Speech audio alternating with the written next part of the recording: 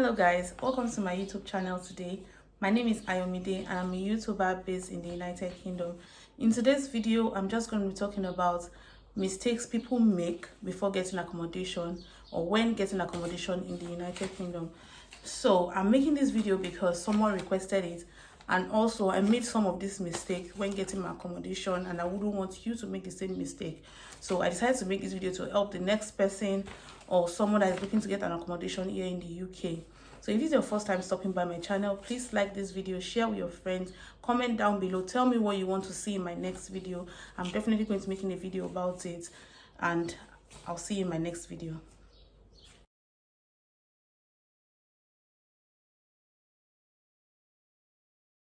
So number one on my list today, which is one of the biggest mistake people make and one of the biggest mistake I made in getting my accommodation, is paying and signing the contract for this accommodation before even seeing it.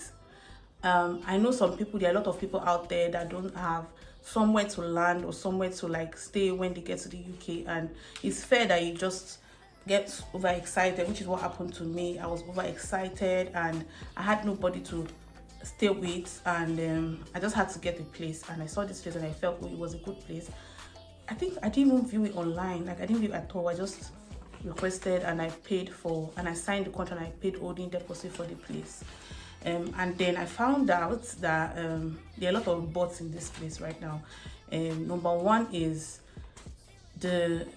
as you can see, this part of I have this book where I wrote all my stuff down because I don't want to forget any point. So this part of the house, I'm quite tall. Even if I was not tall, guys, this thing always hits my head. Like for the first 2 weeks I got to this house, I was just hitting my head back to back, and it wasn't nice. It wasn't nice at all. And still right now I still cannot stand up straight in the kitchen and in my room because this stuff is there. I'm going to make a video so you can see what I'm trying to talk about. So it's that bad. So I would not have taken this house if I saw it before paying, because this is not what I want. Actually, this is not what I want. So yeah, that's number one mistake. View your house before seeing it.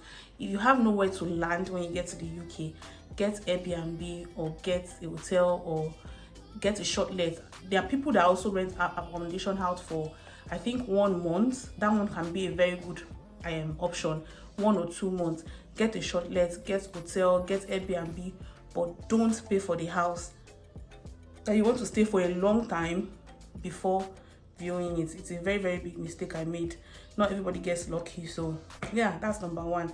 Then number two is read your contract very well. So when I got into this house and I noticed all this, I'm like, no, I cannot stay in this house. And I sent an email, I want to change this house, I want to change my room and all that. And then I saw the contract. They could give me another place. The other place they gave me was not really good.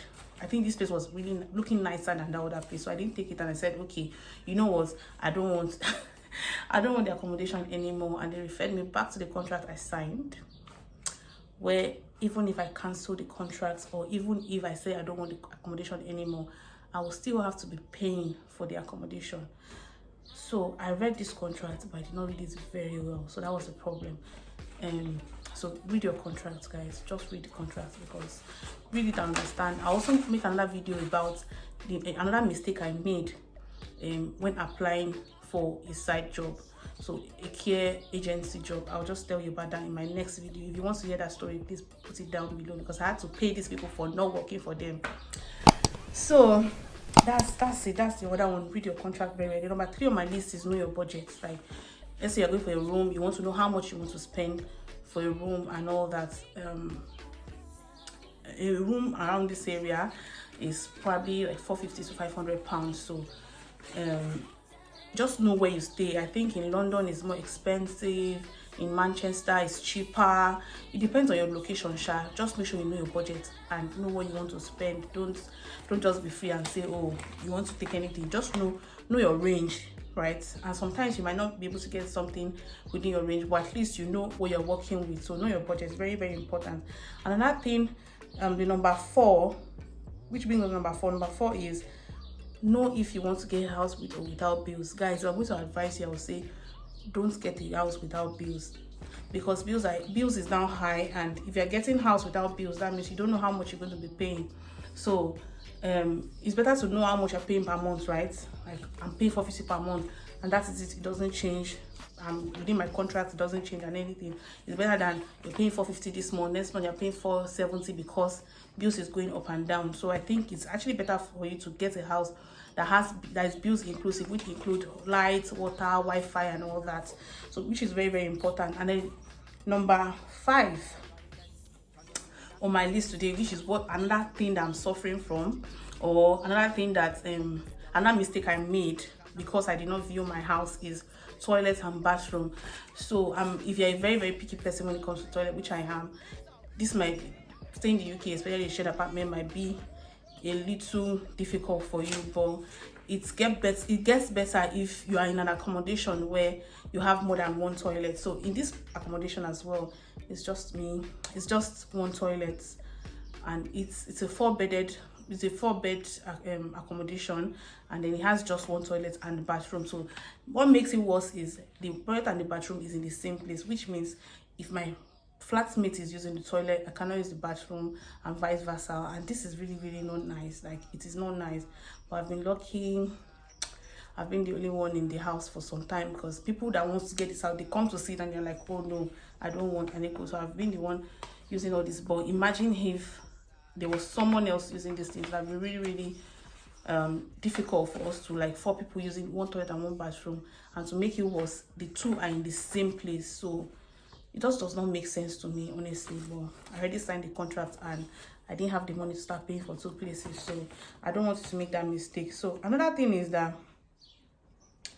know the number of rooms you want in the apartment. So there are houses that has just 2 bedrooms, shared apartments that have just 2 bedrooms.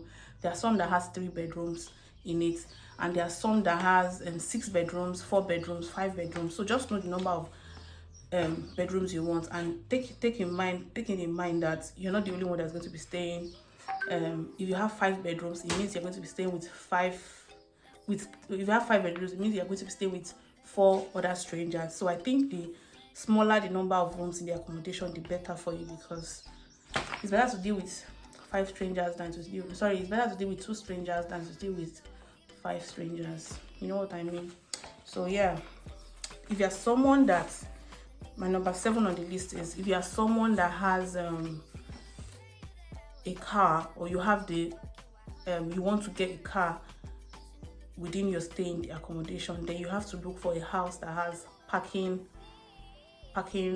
provision for you. Because if you're getting a house that does not have the facility for you to park your car, then you're going to be paying extra to park your car monthly or whatever. So you just have to get a house that also has parking, because there are houses like that. So you just have to ask, know the facilities you want in the house, write it down if you want to, and ask before you pay for the house. Those are the questions you will ask when you go to view the house. Parking space, if you have a car, or you have the mind to buy a car within your stay in the house. So number 8 on the list is, you want to know if the accommodation you are getting is close to your school or work, or so on and so forth, because you want to save money as much as possible. If it's close to your work, you can just trek to work, or school, you can just trek to school. And if it's far, you have to start taking bus and cabs, or driving down, which will cost you more. So everything to be cost effective. So if you get accommodation that is close to where you visit frequently, which might be work or school, then yeah, it will be a very good one for you.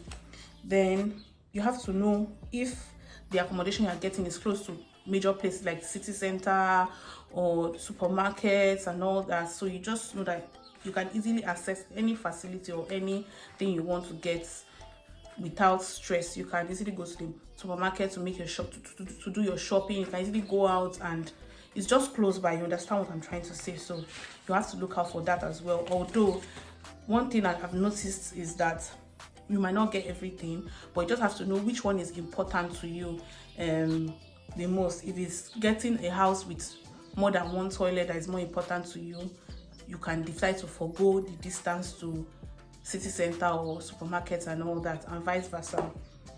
So Also, you can check different places for your houses. I actually checked SpareRoom when I was going to get my house, but the houses I was seeing there were not like so encouraging and all that. But I think because I didn't check well, because right now I've been checking in SpareRoom. I've been seeing some nice places, but you can also check some other apps like Zoopla, Flatshare, Rightmove.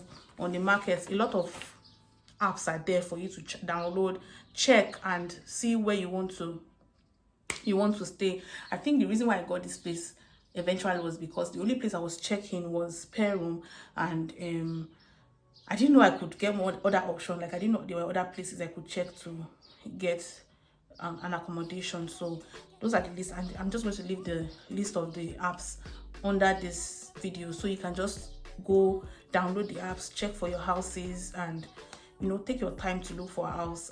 As I said in the beginning, don't make mistake of getting the house of paying for the house or signing any contract before you move into the house or before you see the house. It is very, very dangerous. It is. So I've come to the end of this video. Thank you so much for watching this video to the end. I love you guys so much. If you want to see more of these videos, please like this video, share, subscribe, drop a comment down below. Let me know that you like this video. Tell me what you want to see, guys. Just tell me what you want to see. I'm going to be making videos on it. I hope you enjoyed this video.